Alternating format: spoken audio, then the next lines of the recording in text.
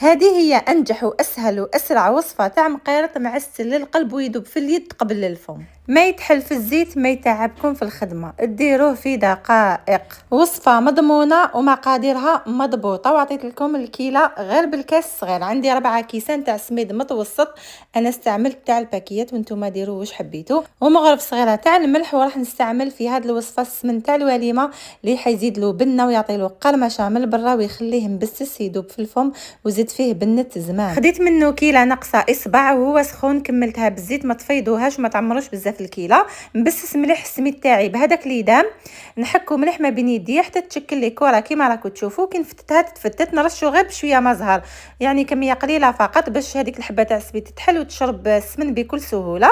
نخليه يريح ونروح نوجد الغرس تاعي. درت له شويه جلجلان، مغرف كبيره ماشي معمره سمن، وعجنته بالما زهر حتى يطرى شويه. نعاود نولي مباشره للسميد ديالي ونطمو بكيله مخلطه ما وما زهر، وبلا ما تعجنوه، طموه غير باطراف الاصابع ودخلوا له هذاك الماء والمزهر غير بالعقل على دفعات.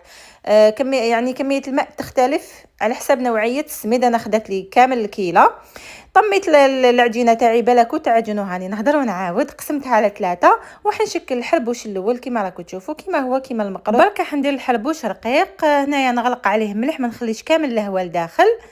نزيد نطمو هكذايا بيا ما بين يديا، نزير عليه. هنا زدت قسمته باش تجيني الخدمه سهله ونفتحوه بسهوله. ندير الحلبوش ماشي خشين، انا ما نحبش المقيرط بزاف صغير، يعني درتو شويه متوسط.